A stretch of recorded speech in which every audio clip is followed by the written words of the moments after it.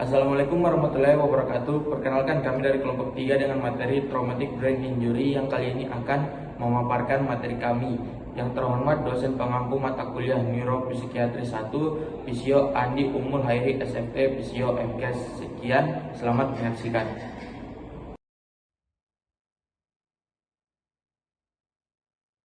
Tiga.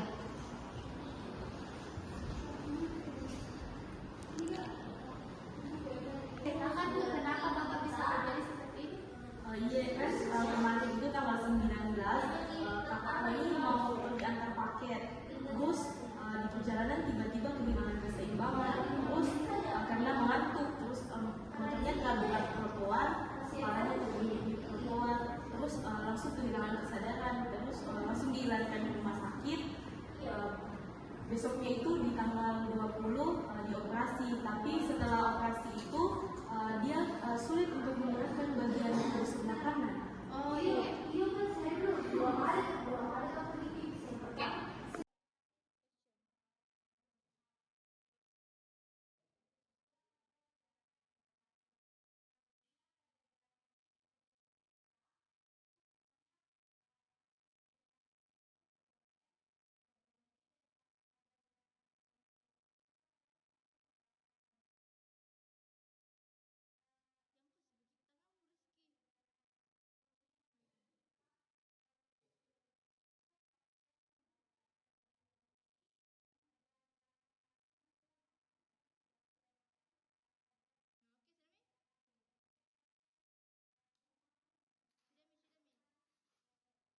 Tiga.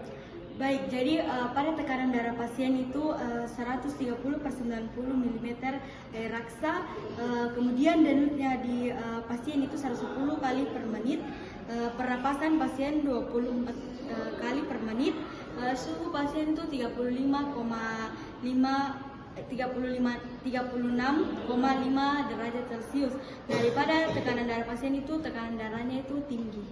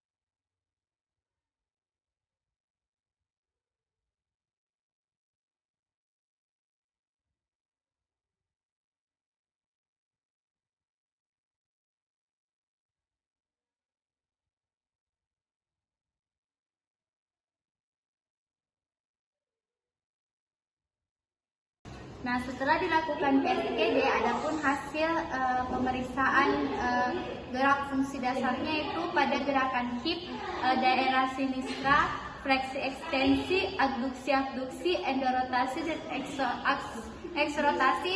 Hasilnya sama. Pada gerakan aktif itu gerakan terbatas dan tidak ada nyeri. Pada gerakan pasif, pasien mampu dan tidak full ROM. Pada TIMT-nya yaitu pasien tidak mampu melawan tahanan minimal. Nah, pada bagian sinistra itu fleksi ekstensi, abduksi, endorotasi, dan eksorotasi. Semuanya gerakannya itu full ROM, baik aktif maupun pasif. Dan gerak tes TIMT-nya itu pasien mampu melawan tahanan minimal. Nah, pada gerakan bagian kini, pada bagian sisi dekstra, fleksi dan ekstensi, gerakan aktifnya terbatas namun tidak ada nyeri. Nah, pada bagian pasif itu juga pasien mampu tapi tidak ada nyeri, dan tes TIMT-nya itu tidak mampu melawan tahanan minimal. Selanjutnya pada sisi sinistra, pada kini fleksi ekstensinya itu full ROM, baik gerakan pasif maupun aktif. Selanjutnya pada gerakan bagian ankle pada sisi dekstra yaitu aktif, pasif, pada gerakan dorsifleksi, plantar fleksi, eversi, dan inversi, gerakan aktifnya itu semua terbatas dan tidak ada nyeri. Tapi pada bagian pasifnya itu pasien mampu melakukan tapi tidak full ROM. Pada tes TIMT-nya pasien juga tidak mampu melawan tahanan minimal. Namun pada sisi sinistra, dorsifleksi, plantar fleksi, eversi, dan inversi, gerakan aktif dan pasifnya semua full ROM dan tes TIMT-nya semuanya mampu melawan tahanan minimal.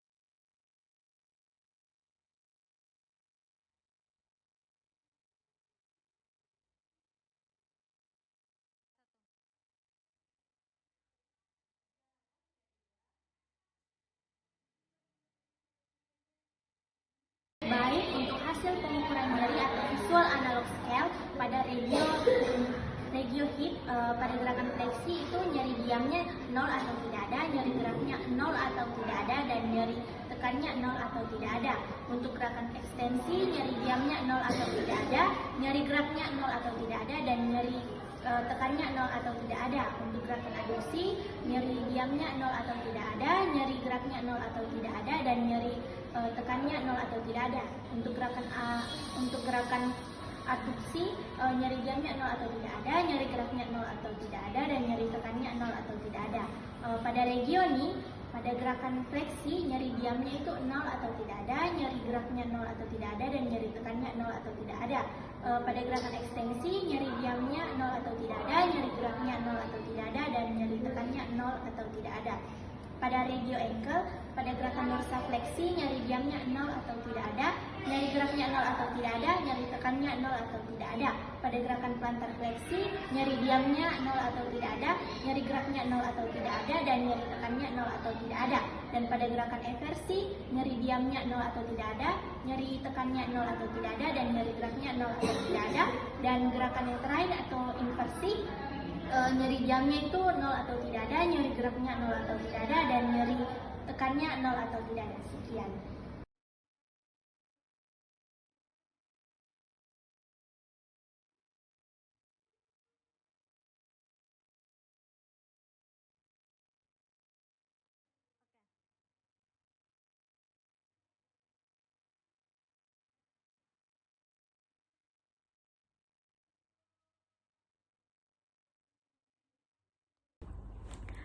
Baik, adapun hasil dari tes sensorik pada spesifik tes, yang pertama ada tes tajam tumpul. Hasilnya itu pada sisi dekstra, pasien tidak mampu membedakan tajam dan tumpul pada regio hip, knee, dan ankle. Sedangkan pada sisi sinistra, pasien mampu membedakan tajam dan tumpul pada regio hip, knee, dan ankle.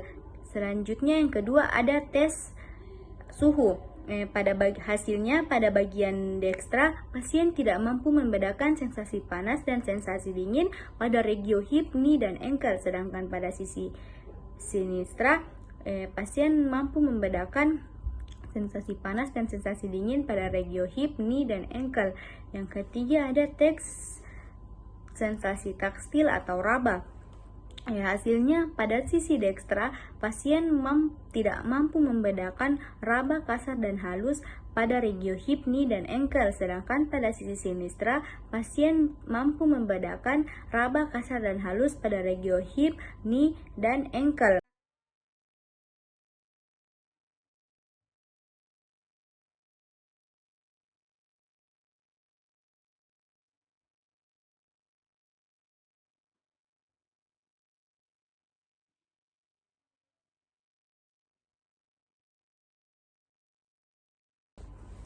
Hasil tes motorik pada spesifik tes. Yang pertama, pasien diminta tidur terlentang ke sisi miring pada sisi yang sehat. Hasilnya, pasien mampu secara mandiri. Yang kedua, pasien diminta terlentang ke duduk. Hasilnya, pasien mampu tetapi dengan bantuan. Yang ketiga, pasien diminta duduk ke berdiri. Hasilnya, pasien mampu tetapi sulit menjaga keseimbangan.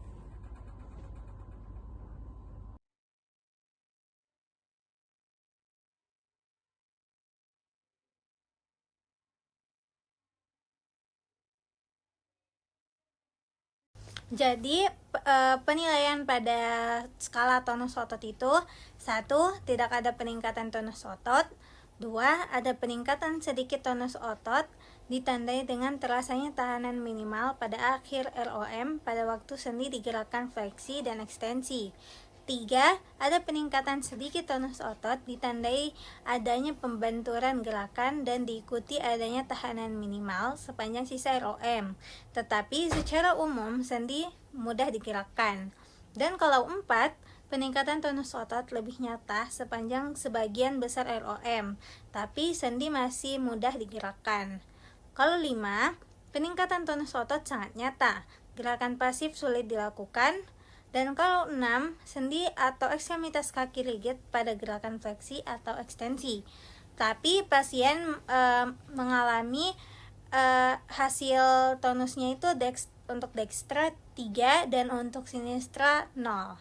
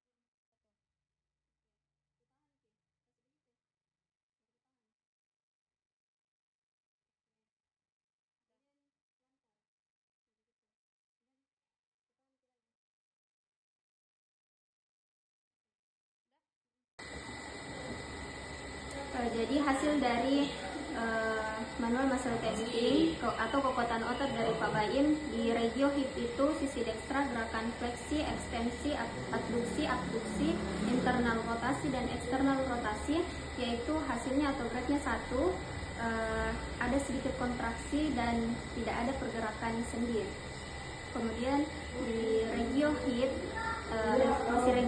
sisi sinistra gerakan fleksi, ekstensi, adduksi, internal rotasi dan eksternal rotasi, hasilnya yaitu 4 atau grade-nya 4. Ototnya mampu berkontraksi dan bisa menggerakkan tubuh melawan tahanan minimal. Lalu di regioni sisi dekstra gerakan fleksi dan ekstensi, hasilnya atau grade-nya 1, ada sedikit kontraksi dan tidak ada pergerakan sendi. Kemudian di sisi sinistranya gerakan fleksi dan ekstensi, hasilnya itu 4 atau grade 4. Ototnya mampu berkontraksi dan menggerakkan dan bisa menggerakkan tubuh melawan tahanan minimal. Kemudian di regio ankle sisi dekstra gerakan dorsal fleksi, plantar fleksi, eversi dan inversi, hasilnya itu atau grade-nya 1, ada sedikit kontraksi dan tidak ada pergerakan sendi. Kemudian di sisi sinistranya itu gerakan dorsal fleksi, plantar fleksi, eversi dan inversinya itu hasilnya 4 atau grade 4. Ototnya mampu berkontraksi dan menggerakkan tubuh melawan tahanan minimal.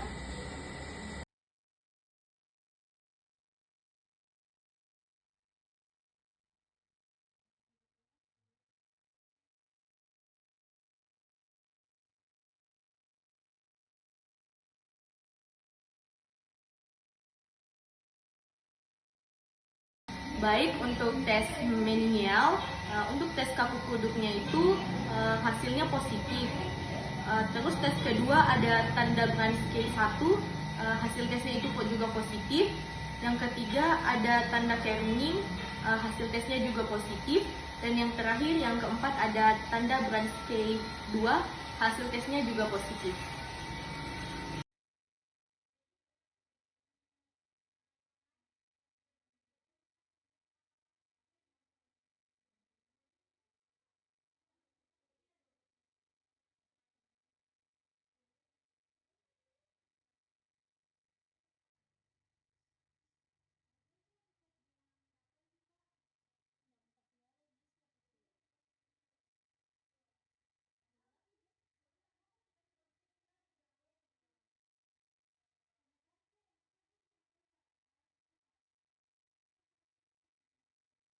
Tes refleks, yang pertama di Bricep nilainya itu 2, pasien merespon dengan normal. Kemudian di Tricep nilainya juga 2, pasien merespon dengan normal.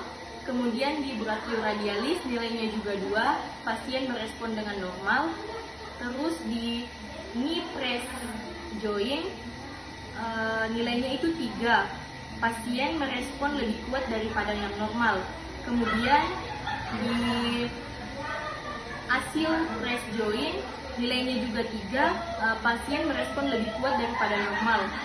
Terus yang terakhir di Babinski nilainya juga 3, pasien merespon lebih kuat daripada normal.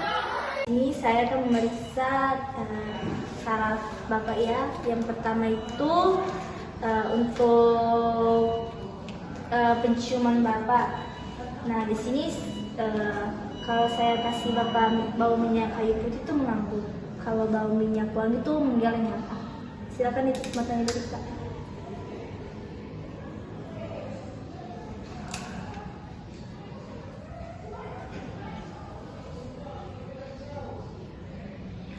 Oke, normal ya. Baik, untuk tes keduanya itu untuk penglihatan atau ketajaman mata Bapak ya, dan juga warna.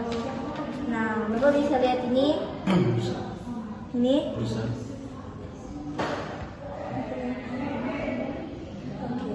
Ini. Mungkin saja mungkin. Oke. Tidak lupa yang ketiga itu saya kan tes pergerakan bola mata Bapak sama tes pupil mata. Ini Bapak ikuti ya.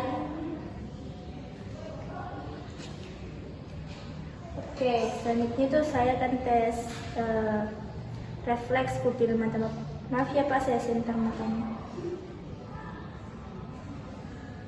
Oke, selanjutnya itu pada saraf sensasi wajah Bapak.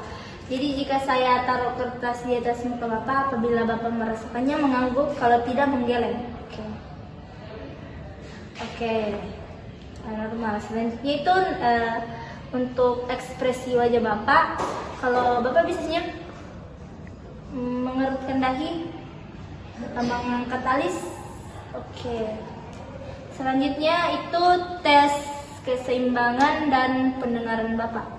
Jadi di sini saya akan tes pendengaran dan keseimbangan Bapak. Yang pertama tes pendengaran. Kalau Bapak bisa dengar tuh mengangguk, kalau tidak menggeleng ya Pak.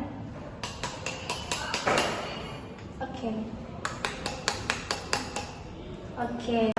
Jadi sekarang tes keseimbangan Bapak. Tegakkan kepalanya dulu. Nah ini kaki ininya tuh. Pegang Bu.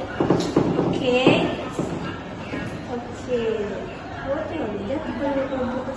Ya. Jadi mundur sedikit, ini tumpul Pak. Kaki ini. Oke. Baik, untuk tes 12 nervus pasien itu yang pertama nervus olfaktorius pada penciuman pasien itu normal. Untuk nervus optikus itu untuk ketajaman mata dan melihat warna pada pasien itu tidak normal. Yang ketiga itu nervus oculomotor, troclearis dan abduction itu untuk pergerakan kelopak mata dan refleks pupil mata pasien itu normal. Untuk nervus trigeminus pada sensibilitas wajah pasien itu normal. Yang ketiga itu untuk nervus facial pada tes ini juga normal. Untuk nervus vestibulococlear pada tes keseimbangan pasien itu tidak normal. Untuk pendengarannya itu normal. Untuk nervus glossopharyngeus ini normal, pasien dapat menelan. Yang ke-10 itu nervus vagus. Nah, pada tes ini tidak normal. Pasien tidak dapat berbicara ya. Berbicara itu terbata-bata. Nah, untuk nervus aksesorius itu normal, pasien dapat menggerakkan otot leher dan bahunya. Dan terakhir itu nervus hipoglosal pada tes ini tidak normal, pasien tidak dapat menjulurkan lidahnya. Oke, selanjutnya itu tes GCS atau Glasgow Coma Scale. Ini untuk menilai tingkat kesedaran Bapak. Yang pertama itu respon mata. Coba kita buka mata Pak. Kita buka. Oke. Terus yang kedua itu ada respon verbal. Untuk menilai cara bicara apakah baik atau tidak. Gimana tinggi Bapak? Tidak tahu. Selanjutnya itu respon motorik. Coba kita angkat komentar.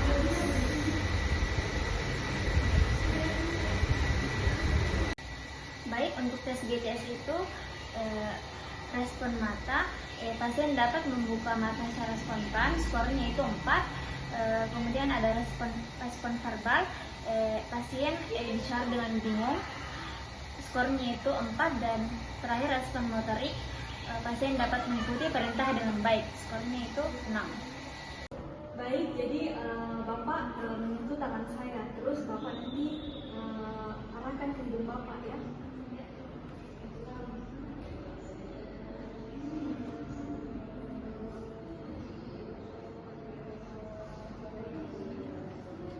Kemudian Bapak umur berapa sekarang? 40. Berapa bersaudara Ki Pak? 2. Oh 2. Kalau hari ini hari Kamis, besok hari Sabtu. Sudah bikin makan? Sudah bikin mandi? Sudah. Bapak SD-nya SD di mana? Di sini. 3. Baik, jadi Bapak menurunkan nafsu dulu. Nah, Bapak mengulangi gerakan yang sama. Coba. Baik. Selesai nih. Baik, jadi Bapak membentuk seperti lingkaran pada kaki. Coba.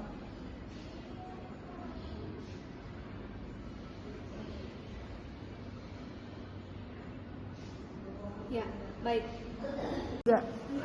Baik, pada tes koordinasi pasien itu finger to nose 0 atau normal, finger to first therapy yaitu normal juga, heel to knee 1, draw a circle with your feet terdapat 4. Kemudian pada tes kognitif, pasien diajak berbicara dengan memberikan beberapa pertanyaan. Hasilnya itu pasien mampu tidak terlalu mampu dalam menjawab pertanyaan yang diberikan oleh fisioterapi. Artinya itu pasien tidak normal. Selanjutnya itu tes Robert atau tes keseimbangan. Nah, Bapak dulu kalau dilakukan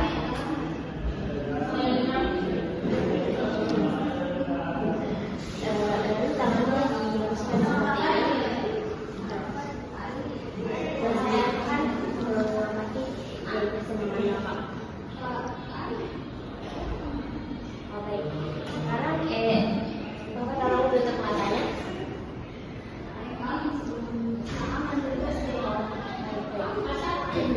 Selanjutnya yang kedua itu tes Romberg yang dipertajam. Bapak tolong kakinya dimodifikasi seperti ini. Terus tangannya diserangkan seperti ini. Coba Bapak. Coba tolong Bapak juga. Jadi hasilnya itu positif, pasien kehilangan keseimbangan saat mata tertutup ataupun mata terbuka. Musik.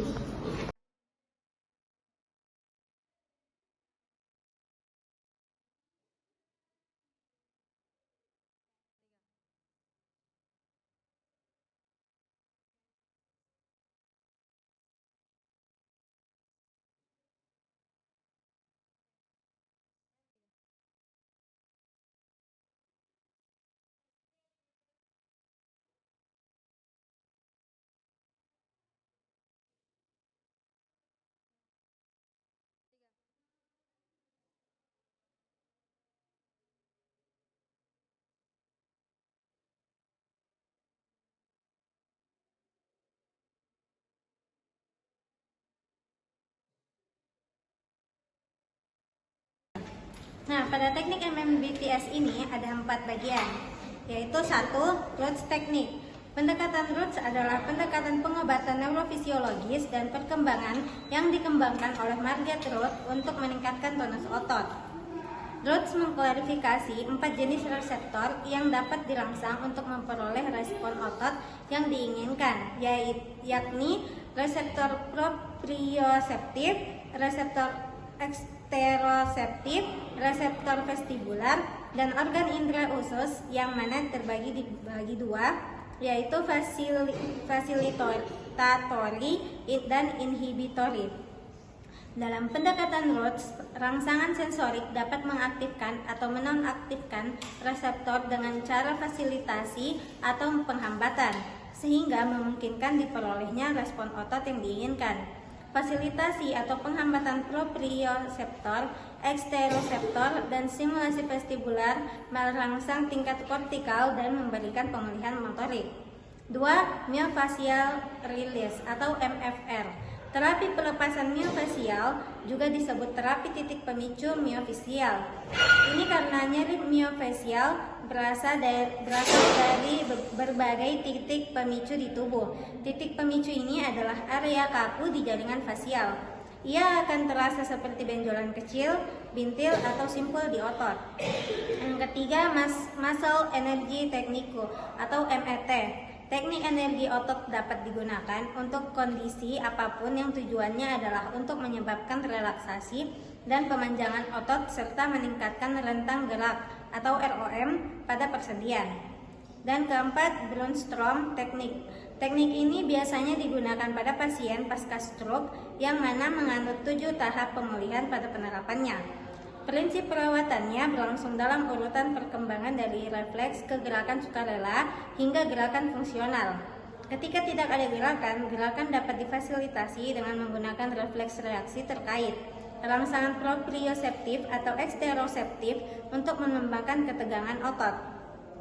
Teknik fasilitasi dihentikan segera setelah pasien menunjukkan kendali sukarela.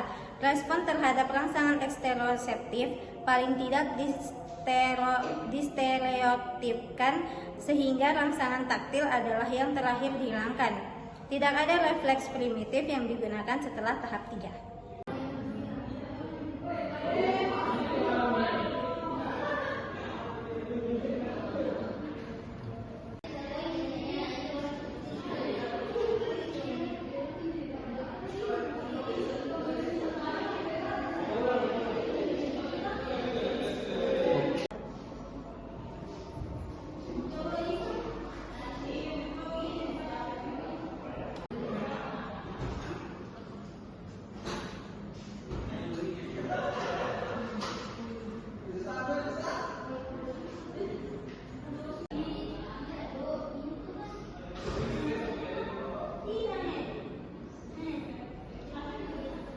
Sekian video dari kami, bila ada kekurangan mohon dimaafkan. Wabillahi taufiq wal hidayah. Wassalamualaikum warahmatullahi wabarakatuh.